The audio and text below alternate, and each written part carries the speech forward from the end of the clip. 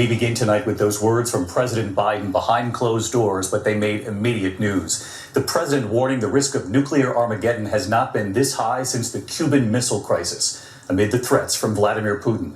The president saying Putin is not joking. As the Russians face serious setbacks in Ukraine, President Biden saying the threat of the use of nuclear weapons has not been this high since Kennedy and Cuba. President Biden also acknowledging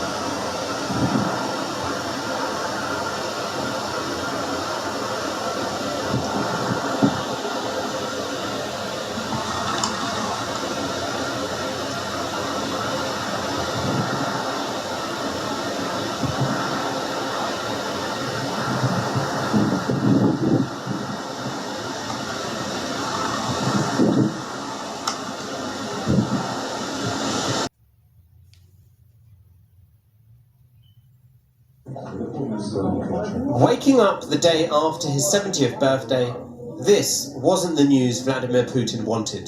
The Kerch Bridge, his pet project which linked the annexed Crimea to the Russian mainland, lies partially in ruin. The rail section charred, the road to Russia now detours into the water. What and who did this? The Russians said a truck bomb caused the partial collapse of two sections and the fire spread to a train carrying fuel. This afternoon, cars were allowed to cross on the one remaining lane, and the Russians said trains can resume this evening. Today and until the end of the day, a government commission with my involvement will work to figure out the extent of the damage and discuss plans for a permanent and temporary restoration of the road and repairing the railway if needed. A quick breaking news story just occurred just a few hours ago. This involved Russia and Ukraine, and it was involving a bridge that connects Russia with Crimea. And this is actually really something very important to Putin. He started that bridge after he annexed Crimea, and I think the bridge was finished about 2018. It's 12 miles long. But there was an attack against it, sabotage, not really known right now. But this is the Kerch Bridge, and it was damaged. What we know is there was an explosion. Part of the bridge collapsed. So right now, they will definitely have to repair it and check it for other structural damage. It looked like a truck maybe was involved, or a truck was caught in the explosion. They said there were 7 fuel trucks also in the explosion that ignited. Looks like there's 3 people dead from this incident. Now, militarily, yes, it really hurts them with the supply line, but it does more than that. It humiliates Putin, totally humiliates Putin, that Ukraine could strike really wherever they want to in the area. Now, we know who really orchestrated that. That was definitely orchestrated by the United States government, CIA, special forces, had their hands in the probably the intel planning in every aspect. Ukraine does not have the know-how and all the expertise why they're fighting a war to carry this out. So they definitely, our fingerprints are all over it. There's no doubt about that. Now, could it have been sabotage? Could it have been a truck bomb? It doesn't look like a missile strike. Definitely wasn't an air strike, no drone strike. But this is a slap in the face of Putin. He's not going to take this lightly. And all it does is just ratchets his response to this whole situation. It makes it more dangerous for civilians in the United States. With the threat of, as Biden would like to say, Armageddon, and the saber rattling from Russia involving nukes, it does not make your weekend any safer. Now, I'm not saying this is going to cause World War III. I'm not. It's just another thing that's going to push Putin to doing desperate things. So, keep doing what you're doing. Keep preparing. Keep praying. Keep building community. If you can build it, you better build it. You're going to need people. You're going to need people's skill sets. You're going to need people that know things that you don't know. So this was not a good thing for us in America. This actually further gives us worry that, Putin might use a tactical nuclear weapon. After he uses a tactical nuclear, I don't know what our response is, but it's going to be a response, and we will be then directly in conflict with Russia. Russia cannot fight a conventional war against the world, that's for sure. So they would be more inclined to use something that their doctrine says they can to protect Russia. Full use of all nuclear weapons, not tactical weapons, but everything. Intercontinental. Now the thing is, what's China going to do? Is China going to sit back and just watch us destroy each other and then step in? Or would they side with Russia immediately? And that would make us very leery of doing anything. But I'll be honest with you, Ukraine is not worth a world war. It's not. But we're getting into something that hopefully we don't look back and say, dang, Ukraine was not worth what just happened to us. Ukraine was not worth what just happened to the world.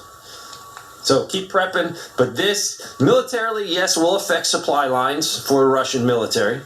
It will cause them a hiccup or two, but it is more of a slap in the face of Putin. Thanks for watching. Both go down in arguments on both sides of this war, who was responsible, even though it seems to be obvious that there was no incentive for Russia to inflict this pain on themselves and cost them billions of dollars, of course, as they supplied much of the natural gas to Europe and Germany, which was likely this winter, because they were going to freeze, possibly negotiate and maybe reverse some of the crippling sanctions on Russia.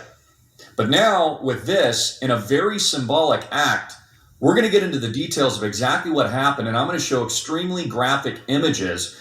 So hold on to your hats of this explosion earlier today.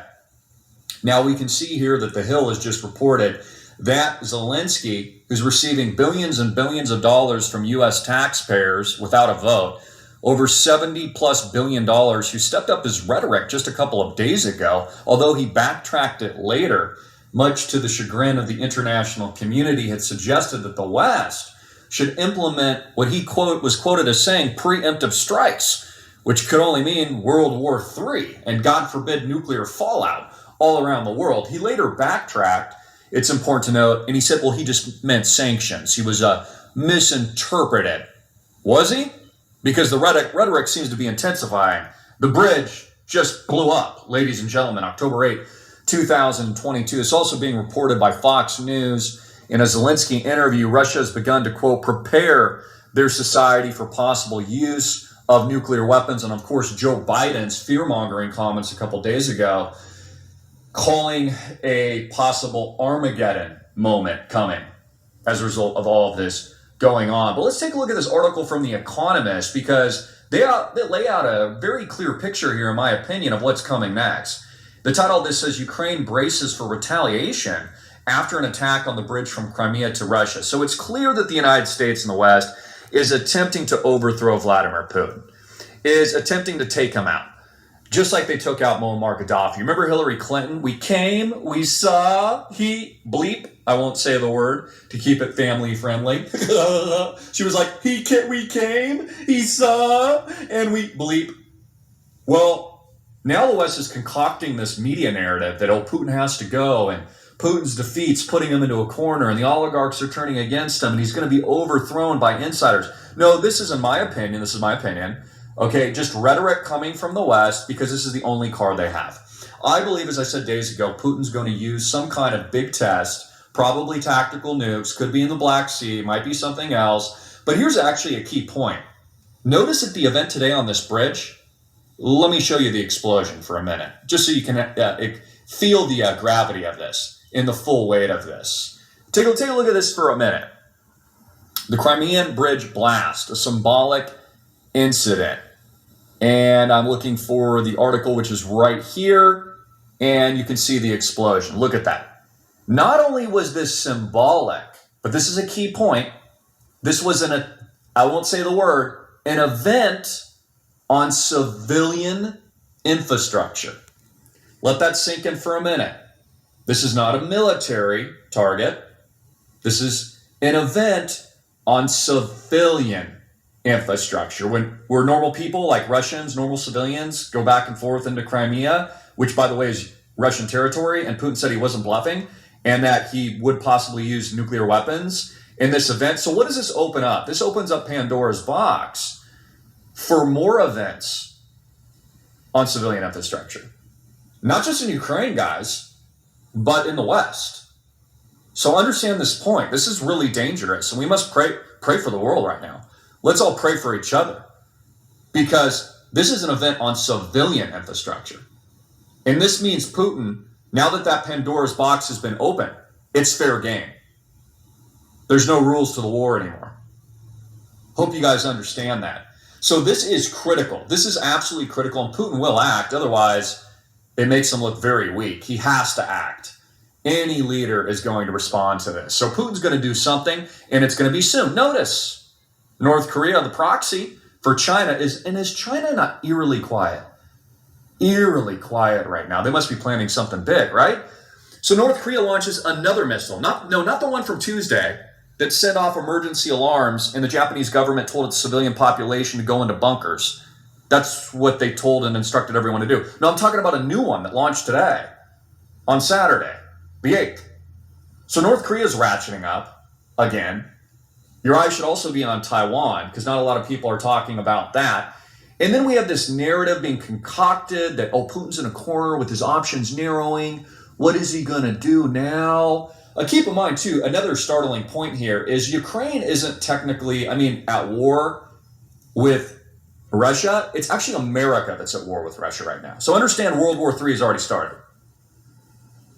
The USA is supplying $70 billion and all the high-tech weaponry that they used to supply for like Iraq and Afghanistan to the Ukrainians.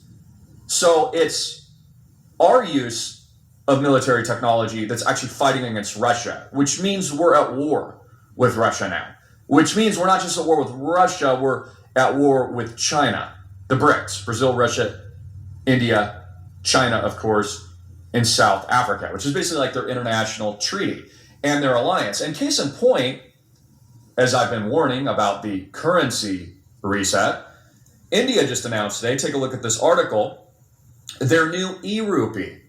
Yeah, how about them apples, ladies and gentlemen, as the ECB, from chaos breeds the new system, let's just say.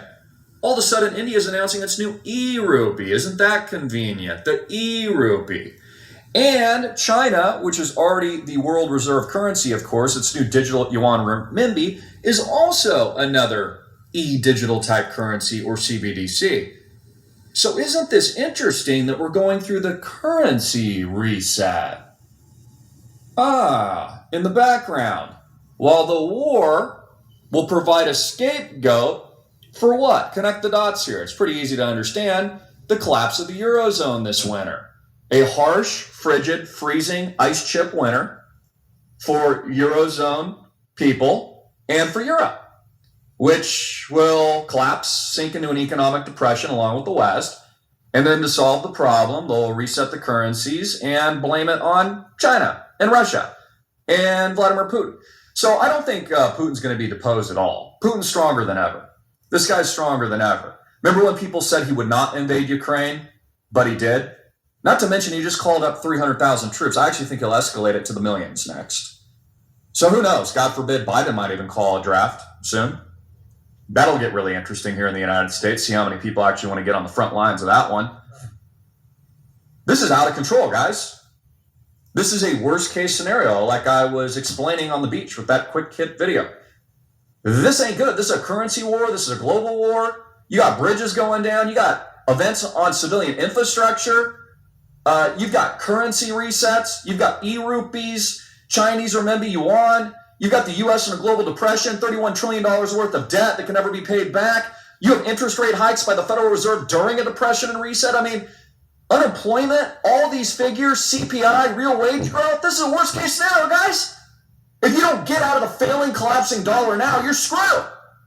And it's not a sales pitch. Keep in mind, I never run ads.